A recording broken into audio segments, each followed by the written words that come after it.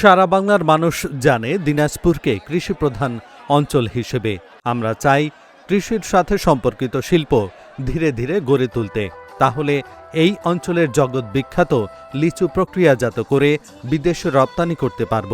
উত্তরের জেলা দিনাজপুরের বিরামপুর উপজেলা সরকারি কলেজ মাঠে এক নির্বাচনী জনসভায় প্রধান অতিথির বক্তব্যে বিএনপি চেয়ারম্যান তারেক রহমান এ মন্তব্য করেন। তিনি বলেন, আগামী 12 তারিখে নির্বাচনে বিএনপি জয়যুক্ত হলে এই লিচুকে প্রক্রিয়াজাত করার মাধ্যমে হিমায়িত করে বিদেশে রপ্তানি করা হবে। এ সময় দিনাজপুর জেলার ধানের শীষের মনোনীত প্রার্থীদের পরিচয় করিয়ে দেন তারেক রহমান। মঞ্চে বিএনপির স্থায়ী কমিটির সদস্য ডাক্তার AZM জাহিদ হোসেন সহ 4 উপজেলা ও জেলার সভাপতি ও সাধারণ সম্পাদক সহ নেতাকর্মীরা উপস্থিত ছিলেন।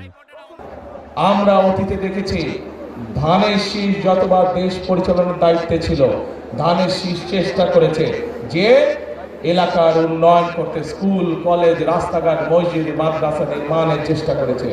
ধানের শীষ চেষ্টা করেছে কিভাবে নারীদের শিক্ষার ব্যবস্থা করা যায়। ধানের শীষ চেষ্টা করেছে কিভাবে বেকারদের কর্মসংস্থানের ব্যবস্থা করা যায়। প্রিয় ভাই বোনেরা, এই দিনাজপুর অঞ্চলকে সমগ্র বাংলাদেশ জানে কৃষি প্রধান দেশ হিসাবে, কৃষি প্রধান এলাকা হিসাবে, তাই তো নাকি?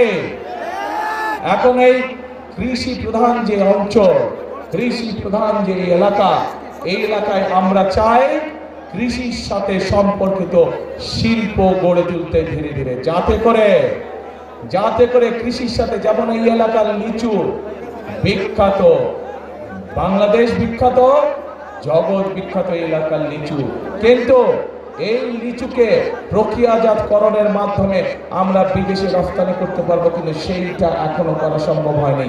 কিন্তু 12 তারিখের নির্বাচনে ইনশাল্লাহ বিএনপি জয়যুক্ত হলে, ধানের শীষ জয়যুক্ত হলে আমরা চাই এই দিনাজপুরের লিচুকে আমরা যাতে বিদেশে পাঠাতে পারি, হিমাগারে ঠিকভাবে রাখতে পারি, সেই পদক্ষেপ আমরা নিতে চাই।